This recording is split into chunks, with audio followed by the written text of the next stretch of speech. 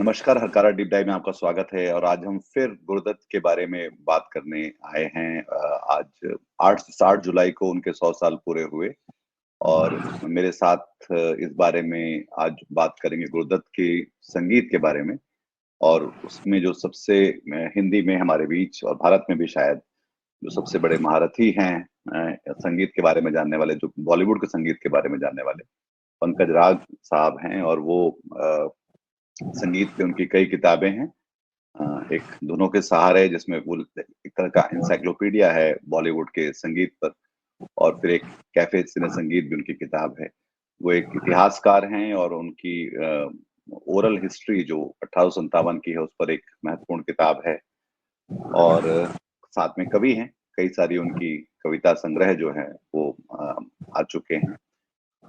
वो फिल्म और television institute के निदेशक भी रहे हैं और आईएएस कैड में से रिटायर हो गए हैं अब तो उनसे गुरुदत्त के बारे में उनसे अच्छा बात करने वाला मुझे लगा कि कोई नहीं होगा। तो शुरू इस बात से करते हैं पंकज जी की थोड़ा सा इसको पैराफ्रेज कर पाए कि आप कैसे देखते हैं जो उनका जो पूरा संगीत, हालांकि बहुत छोटा उनका करियर रहा बतौर निर्देशक और फिल्मकार, और जिस तरह का संगीत वो लेकर आए, जिस तरह के गाने वो लेकर आए, जिस तरह के लिरिक्स थे उसमें, तो उसको आप किस तरह से पैराफ्रेज करेंगे अपने हिसाब से? देखिए, एक तो ये मानना ही पड़ेगा कि गुरुदत्त को संगीत की बहुत गहरी समझ थी और दूसरी बात जो खासियत है उनके संगीत की वो ये है कि गीतों का जो पिक्चराइजेशन वो करते थे वो गजब का पिक्चराइजेशन होता था। इतना अच्छा पिक्चराइजेशन करने वाले बहुत कम निर्देशक हुए हैं जितने गुरुदत्त थे और इस पिक्चराइजेशन के कारण इन गीतों की खूबसूरती बढ़ जाती थी।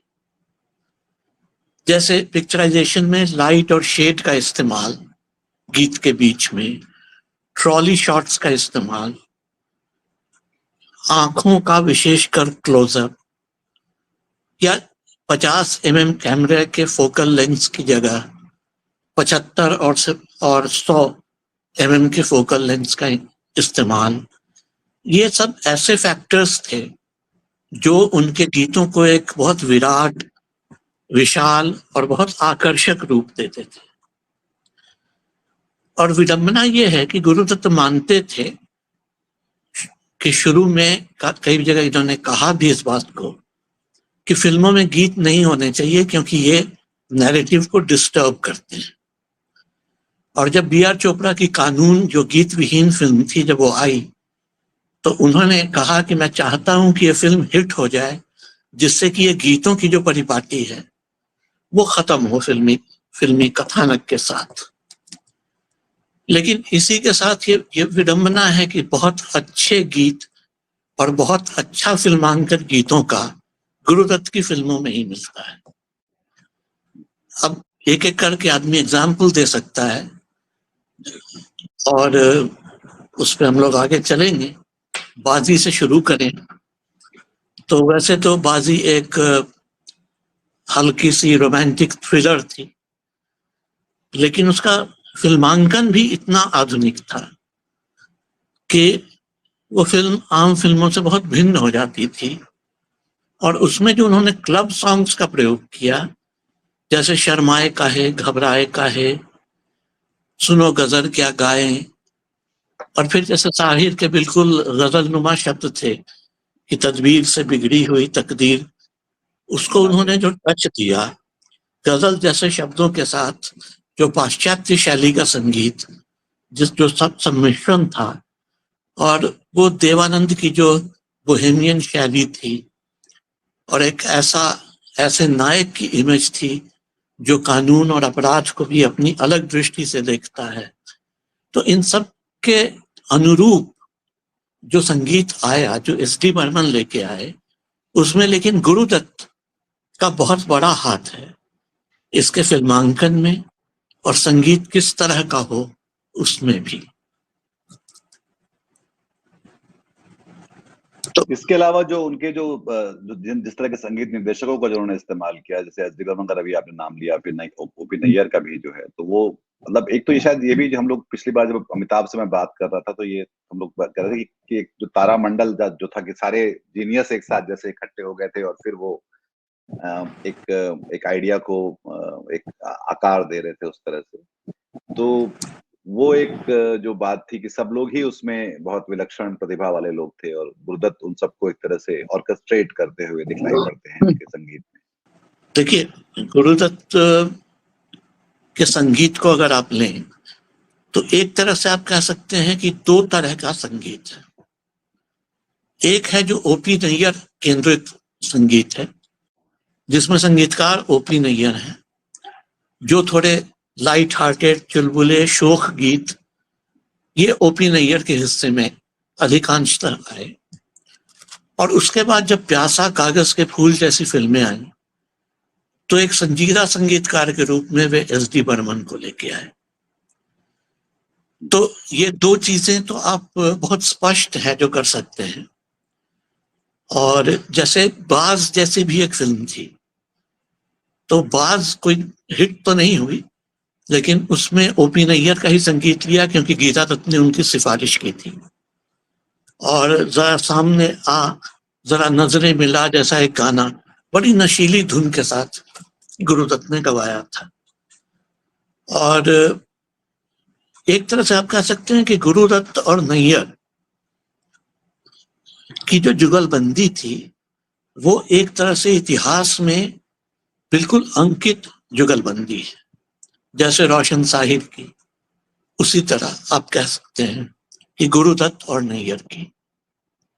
अब आप आर पार फिल्म लीजिए। आर पार फिल्म में गुरुदत्त का आग्रह ये था कि पाश्चात्य धुनें लें, और ओपी नैयर के पास वे बहुत सारे वेस्टर्न म्यूजिक के रिकॉर्ड्स लेके आए कि आप तो इसको सुनकर प्रेरित होइए और ऐसे गीत मुझे चाहिए। और ओपी नैयर की खासियत ये थी कि उन्होंने इंस्पिरेशन तो लिया, जैसे एक गीत जो बहुत मशहूर है आर पार का, बाबूजी धीरे चलना, जो सब लोगों ने सुना है, सुपरहिट गाना है। वो अगर आप ध्यान से सुनिए तो एक 1947 का गीत था ओस्वाल्डो फेरिस का, जो क्विजाज क्विजाज क्विजाज, उसी पे बाबूजी धीरे चलना बेस्ड है, लेकिन बहुत हल्का सा बेस्ड है। उसका विस्तार बिल्कुल ओपी नैयर की अपनी शैली का है। तो अपना टच वो डालते ही थे, चाहे वो सुन सुन सुन जालिमा हो, या ये लो मैं हारी पिया हो, या कहीं यार कहीं पार लगा तीरे नजर हो। तो उनकी फिल्मों के गीत इस दौर में अपनी शोखी और चंचलता के कारण बहुत लाजवाब थे। और इसमें सबसे लाजवाब इस पैटर्न के, इस शैली के गीतों में मिस्टर एंड मिसेस 55 था। और उसको आप एक सामाजिक संदर्भ में भी देख सकते हैं कि इस जमाने में 1955 की फिल्म है, जैसा कि नाम से जाहिर है, तो इस जमाने में एक नया कामकाजी मध्यम वर्ग पनप रहा था भारत के शहरों में, जिसमें अभी बहुत आत्मविश्वास था। इंडिपेंडेंस को बहुत ज्यादा वक्त नहीं हुआ था, हालांकि कुछ वर्षों में ये टेंडेंसी बदलने वाली थी, लेकिन अभी उनमें फिर भी आत्मविश्वास था। और जो परंपरागत मूल्यों से अलग कुछ नया करना चाहता था, कुछ नया देखना चाहता था, और गुरुदत्त ने ऐसे लोगों की नब्ज पकड़ी। और उधर तुम हंसी हो, इधर दिल जवां है, जाने कहाँ मेरा जिगर गया जी, चल दिए बंदा नवाज, ठंडी हवा काली घटा आज ही गई झूम के। इस तरह के ढेर सारे गीत इस फिल्म में एक खास शैली के, और सभी गाने एक से एक हिट हुए। तो ये एक अलग खासियत गुरुदत्त की आपको नजर आती है। और एक फिल्म जिसमें गुरुदत्त सिर्फ प्रोड्यूसर थे, डायरेक्टर राज खोसला थे, आर पार। लेकिन गुरुदत्त अगर फिल्म में कहीं भी हो, चाहे प्रोड्यूसर हो, डायरेक्टर हो या एक्टर हो, उनका प्रभाव उस फिल्म के संगीत पे रहता ही था। अब आप सीआईडी को लीजिए, इसमें भी पाश्चात्य संगीत का ही आग्रह था, और एक बड़ा फेमस गाना था, oh my darling oh my darling oh my darling Clementine, और उसी पे बेस किया ए दिल है मुश्किल जीना यहाँ। तो ये कहा जा सकता है, और इस दौर में गीता दत्त प्रमुख गायिका थी गुरुदत्त की, अंत तक रही, लेकिन इस दौर में बहुत मोनोपोली थी उनकी एक तरह से। आंखों ही आंखों में इशारा हो गया, जानता कहाँ है दीवाने, इस तरह के बहुत सारे गीत।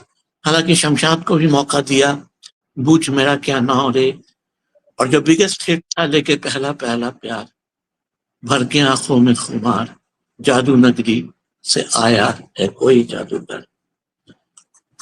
तो वही ऐसा दौर था एक, जिसमें शोक, चंचल, उत्फुल्ल रूमानी गीत थे।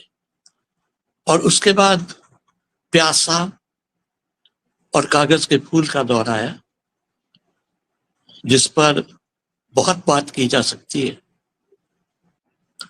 क्योंकि इसमें सिर्फ गानों की बात हम संगीत की दृष्टि या गायकी की दृष्टि से ना करके उनके फिल्मांकन की दृष्टि से भी बहुत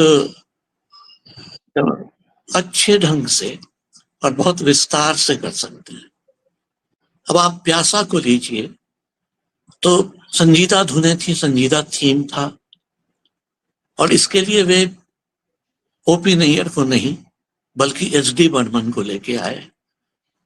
और ये दुनिया अगर मिल भी जाए तो क्या है, जैसे टूटती आशाओं क्या प्रतिनिधि गीत, जो मूलतः लाक्षणिक शैली के गीत थे, जो लेफ्टिस्ट आइडियोलॉजी के गीत थे, जो एक तरह से मोह भंग और एलियनेशन से उभरे थे। और इसको उन्होंने फेमस स्टूडियो में शूट किया। आमतौर पे वो कारदार स्टूडियो में शूटिंग किया करते थे, पर इस गाने को फेमस स्टूडियो में इसलिए शूट किया कि उसका फ्लोर बहुत बड़ा था, और इसका पिक्चराइजेशन एक बड़े फ्लोर पे उनको करना था, जिससे कि इसका इम्पैक्ट बहुत लॉन्ग इम्पैक्ट एक तरह से आप कह सकते हैं कि हो। जला दो ये दुनिया जैसे जो फ्रेजेस हैं, चाहे ये गीत जो है, जिन्हें हिंद पर नाज है वो कहाँ है, जिसके बैकग्राउंड में कोठों का एक ब्लर्ड चित्रण है और सामने में वो गीत दिखाया जा रहा है, या जाने वो कैसे लोग थे जिनके प्यार को प्यार मिला। जबकि प्यासा में दूसरे स्टाइल के गीत भी उन्होंने रखे, शायद रिलीफ के लिए रखे,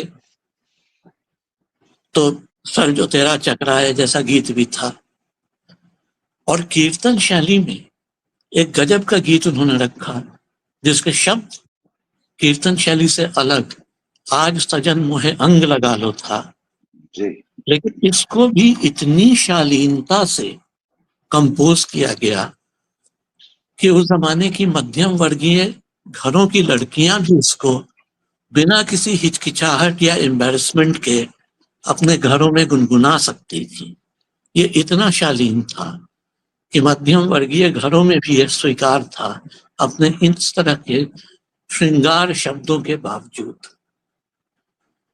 तो और भी बहुत सारे गीत थे, हम आपकी आंखों में, प्यार भरी शोखी वाला गीत, और कागज के फूल में फिर आप संजीदगी पे आइए तो वक्त ने किया क्या हंसी सितम, जो सबसे हिट गीत था, और यहाँ कैफी आजमी थे, और वीके मूर्ति की फोटोग्राफी थी, जो लाजवाब फोटोग्राफी थी। वो पहली सिनेमास्कोप फिल्म थी कागज के फूल, और बहुत विशिष्ट गीत था ये। और इसमें उन्होंने 2 मिरर्स यूज किए थे, एक जो छत से सूरज की रोशनी लाता था, और दूसरा जो कैट वॉक से आता था।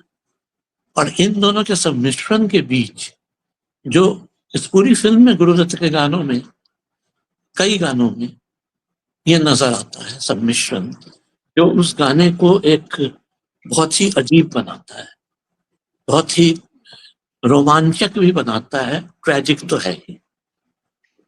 इसी फिल्म का है देखी जमाने की यारी बिछड़े सभी बारी बारी। तो ये भी एक स्टाइल था गुरुदत्त का जिसमें एस.डी. बर्मन आए। और उसके बाद 14वीं का चांद उन्होंने प्रोड्यूस किया, जिसके संगीत के निर्देशक तो एम सादिक थे, लेकिन चूंकि एक मुस्लिम सोशल जिसको कहते हैं उस तरह की फिल्म थी, तो उन्होंने एस.डी. बर्मन को भी छोड़ दिया और वो रवि को लेके आए, जो इस तरह के गीतों के मास्टर थे। लेकिन गुरुदत्त का प्रभाव इस फिल्म के गीतों के फिल्मांकन पर भी और शायद संगीत पर भी साफ नजर आता है। चाहे वो पहाड़ी राग बेस्ड 14वीं का चांद हो, जिसमें वहीदा रहमान के सौंदर्य के पैरेलल ये गीत एक बड़ा गजब का इम्पैक्ट पैदा करता है, चाहे बदले बदले मेरे सरकार नजर आते हैं, जो राग जय जयवंती का यूज उन्होंने किया, चाहे कव्वाली कि शर्मा के ये क्यों फिर पर्दा नशीं आंचल को संवारा करते हैं, चाहे एक मुजरा गीत था दिल की कहानी रंगलाई है, अल्लाह दुहाई है दुहाई है।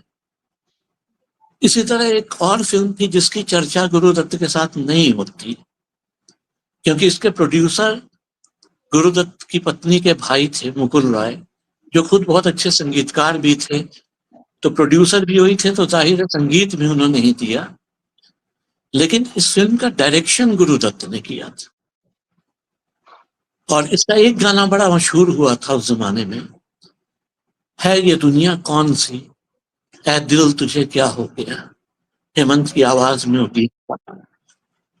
तो इसमें भी गुरुदत्त का लगता है कि कहीं ना कहीं कुछ इम्पैक्ट जरूर रहा होगा, हालांकि इसके बारे में मैं सर्टन नहीं। उसके बाद जिसको मैं पर्सनली मानता हूं गुरुदत्त का बेस्ट म्यूजिकल साउंड ट्रैक, वो साहब बीवी और गुलाम 1962 की फिल्म थी। और कहने को तो फिल्म के डायरेक्शन अबरार अलवी थे, लेकिन गानों में हर जगह गुरुदत्त ही गुरुदत्त का प्रभाव लगता है। और ये तो नोन फैक्ट है कि जब भंवरा बड़ा नादान है का पिक्चराइजेशन हो रहा था, तो वो इतना नीरस हो गया था कि गुरुदत्त खुद कूद पड़े मैदान में और उन्होंने कहा कि नहीं, अब I will take over this song. तो भंवरा बड़ा नादान है जो बड़ा ही शोक चंचल गीत, दूसरी तरफ जो हिंदी फिल्मों का जिसे मैं सर्वश्रेष्ठ श्रृंगार गीत मानता हूं, पिया ऐसो जिया में समाये गयो रे कि मैं तन मन की सुध बुध गवा बैठी, जिसमें मीना कुमारी इतनी खूबसूरत शायद ही किसी और फिल्म में लगी हो जितनी इस गीत में लगती है। फिर न जाओ सैया छुड़ा के मैया, फिर दो बहुत लाजवाब मुजरा गीत, मेरी जान अच्छा नहीं इतना सितम, और इससे भी बढ़कर साकिया आज मुझे नींद नहीं आएगी, सुना है तेरी महफिल में रत जगा है।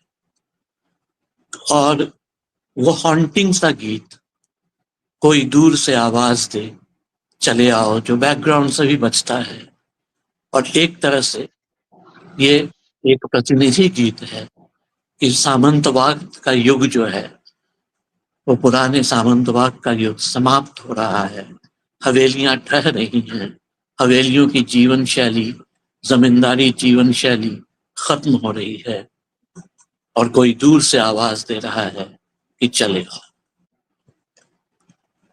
उसी तरह अंतिम बात जो मैं कहना चाहूंगा, बहारें फिल्म भी आएंगी जो उनकी आखिरी फिल्म साबित हुई, उस फिल्म की पूरी शूटिंग के बीच में ही गुरुदत्त का निधन हो गया। लेकिन उसके कुछ गीतों में फिर से, हालांकि निर्देशक उनके भाई आत्माराम बने, लेकिन जहां तक कुछ गीतों का सवाल है कि उसके विजुअलाइजेशन में, अब आप इस गीत को लीजिए कि आपके हसीन रुख पे आज नया नूर है, और इसका जिस तरह का फोकस आता है, एक तरफ माला सिन्हा पर, एक तरफ तनुजा पर, और दोनों के बीच कैमरा पैन करता हुआ एक बहुत ही खूबसूरत गीत से बनाता है। तो बहुत नाजुक सुर है, फिर से ओपी नैयर को लाए इसके लिए। एक बहुत ही नाजुक सुर है और बहुत ही मोहक गायकी है, बहुत ही मादक गायकी है रफी की। तो गुरुदत्त के संगीत का बहुत विराट फलक है, और शायद यही कारण है कि ये सभी गीत सदाबहार गीत हैं, आज भी सुने जाते हैं और आज भी सराहे जाते हैं।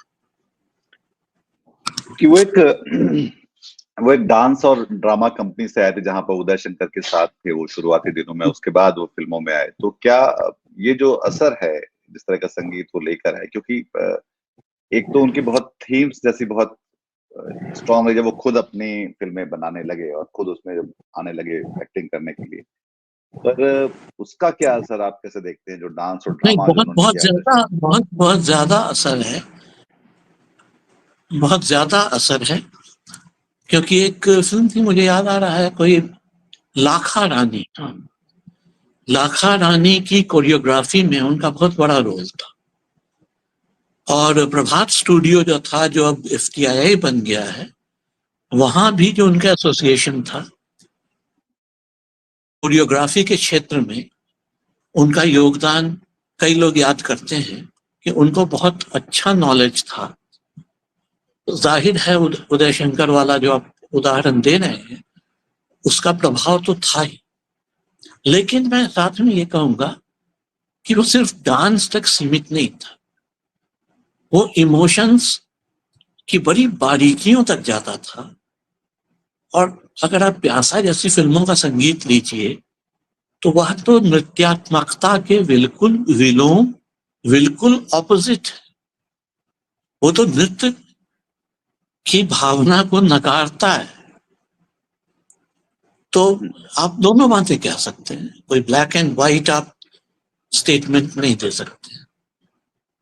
पर ड्रामा भी है था, क्योंकि वो एक तरह से सिर्फ डांस कंपनी के साथ साथ उसमें डांस पे ड्रामा तो होता ही था, तो जी हाँ, ड्रामा तो का जो भी ड्रामा का है, उनके कथानक में ड्रामा की बात आती है। लेकिन जहां तक गीतों का सवाल है, उसमें तो संगीत की जो उनकी पैठ थी, सबसे ज्यादा वही नजर आती है। पिक्चराइजेशन में जरूर उनका ड्रामा का जो जो वो सीखे हुए थे, जो उनका शौक भी था, वो गीतों के पिक्चराइजेशन में आपको जरूर बहुत बहुत नजर आता है। जैसा मैंने शुरू में कहा, स्पेशली ट्रॉली शॉट्स, जो जिस तरह से किसी ड्रामा के शॉट्स होते हैं, किसी फिल्म के ही शॉट्स होते हैं, ट्रॉली शॉट्स और लाइट एंड शेड का यूज लाजवाब, इमोशंस के साथ मैच करते हैं। कहाँ किस इमोशन के साथ लाइट आएगा, किस इमोशन के साथ शेड आएगा, किस तरह हवाओं और पौधों को पिक्चराइज करके लाइट और शेड प्रोड्यूस करना, ये सब तो ड्रामा ही है। बिल्कुल। एक जो उनकी फिल्मों की जो एक लिरिकल क्वालिटी थी, जो उनकी जो गीतों की जो संगीत जो गीत लिखे गए उस दौरान, चाहे वो प्लेफुल थे या फिर वो बहुत ही संजीदा किस्म के थे, और उसमें जिस तरह के वो थे, तो वो बाकी फिल्मों में उस तरह से मेरे ख्याल से शायद ही कहीं दिखलाई पड़े किसी और के, उस समय की और उसके बाद भी जो फिल्मों में जो शायर लिख रहे थे या नहीं, देखिए, इसमें सिर्फ गुरुदत्त आप नहीं कह सकते हैं कि गुरुदत्त जैसे और नहीं थे, क्योंकि अब शैलेंद्र शंकर जयकिशन की जोड़ी भी बहुत ही लाजवाब थी, रोशन और साहिद की जोड़ी बहुत लाजवाब थी, शकील और नौशाद की जोड़ी बहुत लाजवाब थी। तो ऐसा नहीं है, इन लोगों के लिरिक्स भी बहुत अच्छे, बहुत बढ़िया से उभरते थे। और भी ढेर सारे एग्जाम्पल हैं। रवि और साहिर की जोड़ी भी बहुत मशहूर और बहुत अच्छी जोड़ी थी। जियो तो ऐसे जियो जब जैसे सब तुम्हारा है, मरो तो ऐसे कि जैसे तुम्हारा कुछ भी नहीं, ये साहिर के शब्द हैं और रवि का संगीत है बहू बेटी में। तो ये लिरिकल क्वालिटी तो दूसरे संगीतकारों में भी, अपने दूसरे गीतकारों में भी अपने संगीतकारों के साथ मैच करते हुए थी। गुरुदत्त में तो थी, वो तो बहुत लंबे तो विस्तार उनको से मैंने उनको क्या खास जिक्र उनको किया उनको ही क्या है। खास बनाता है, उनको उनको क्या खास बनाता है जो उनकी? नहीं, उनको खास जो बनाता है वो तो मैं आपको जो कह रहा हूँ, उनका पिक्चराइजेशन, उनका इमोशन से मैच करता हुआ संगीत, उनका स्टोरी लाइन पर पकड़ और स्टोरी लाइन को संगीत के माध्यम से उभारना या नैरेटिव को आगे ले जाना, उसके इम्पैक्ट को दुगुना तिगुना कर देना, ये सब उनको विशिष्ट बनाता है। और इसके साथ ही जिस तरह के लिरिक्स राइटर्स उनके साथ रहे, और उन्होंने खास करके साहित्य की बात आप करें तो उनकी जो धुनें, जो संजीदा धुनें हैं, जो थोड़ी लेफ्टिस्ट आइडियोलॉजी के गीत उसके साथ साहिर के आते हैं, ये उस जमाने के साहिर, मजरू, कैफी, इस तरह के लोगों को एक विशिष्ट तो बनाता ही है। तो उनकी फिल्मों में जो स्त्री का जो पोर्ट्रेचर है, जो और उनको लेकर जो गाने जैसे बनाए उन्होंने, या फिर के ऊपर जो गाने गाए गए, उनके बारे में आप क्या कहें? जैसा मैंने आपको कहा कि हिंदी फिल्मों का सबसे खूबसूरत श्रृंगार गीत मैं जिसे मानता हूँ, वो पूरी तरह मीना कुमारी ही मीना कुमारी है। उसमें पूरी तरह फोकस उन पे है, पूरी तरह फोकस उनकी आंखों पे है, उनकी अदाओं पे है, उनके श्रृंगार पर है, उनकी खूबसूरती पर है। तो भावरा बड़ा नादान है में पूरा फोकस वहीदा रहमान पे है। चांदनी चौधरी का चांद में एक अलग रूमानियत है। भावरा बड़ा नादान है में अलग बिल्कुल शोक चंचल, जैसा मैंने कहा। तो उन बिना हीरोइंस के बाजी फिल्म ही आप लीजिए तो सभी नायिकाओं पर फोकस तो हमेशा रहा है गुरुदत्त का। इसके अलावा जो उनका जो एक गीता दत्त के साथ, उनकी पत्नी भी थी और उनके लगातार उनके साथ गाती रही, और वो दोनों लगभग उनका करियर शायद पहले बढ़ा, फिर गुरुदत्त बाद में ऐसा कहीं पढ़ा, पर वो उनकी जोड़ी कैसी रही, गुरुदत्त और गीता दत्त की? देखिए, गीता दत्त तो गुरुदत्त के बहुत पहले फिल्मों में आ गई।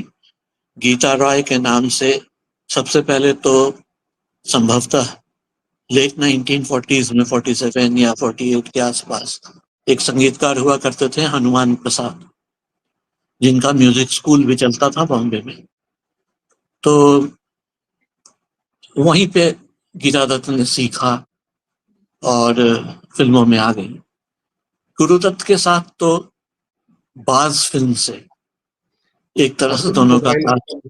आपका मोबाइल खिसक गया है शायद अपनी जगह। हाँ हाँ, बिल्कुल, अब ठीक है। तो दोबारा मैं पूछूंगा तो सवाल की। बाज फिल्म से दोनों का साथ शुरू हुआ, और जैसा मैंने पहले आपको बताया कि शुरू के दौर में बाद तक भी गीता दत्त की उनकी फिल्मों में एक तरह से मोनोपोली थी।